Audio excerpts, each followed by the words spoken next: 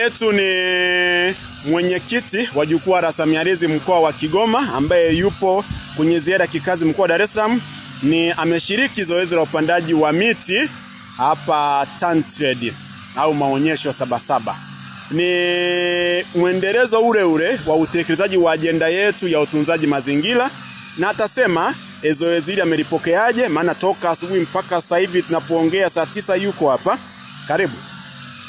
Kwa kweli nashukuru sana. Sauti mwenyekiti au njaa?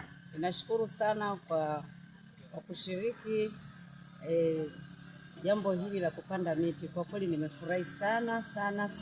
Na ukumbuke unapanda miti kwenye viwanja ambavyo tunaona wakati wa kuzindua viongozi wa kitaifa marais wanakuja, lakini pia wakati wa kufunga viongozi wa marais wanakuja. Na wewe umekuja umepanda mti eneo hili. Unajisikiaje? Najisikia furaha sana kwa sababu miti hii itawasaidia kupata kivuli, kukaa, kutulia, pia na miti ya matunda. Wataweza kukula matunda wakati wamekaa, wakiongea, wakijadili, wakipanga mambo mengine ambayo yatakayoweza kusaidia jamii. Kwa hiyo watakuwa wamekaa chini ya mti na watakuwa wakila matunda. Kwa kweli nitakuwa nimefurahi sana. Na sasa wito wako kwa jamii watakaokusikiliza?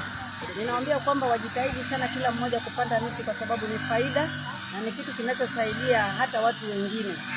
Unapokuwa umepanda mti, mtu anaweza kuwa amechoka na kaa chini ya mti, bado ni shukrani pia. Ni kitu ambacho kinaleta mafanikio mema katika nchi yetu pia.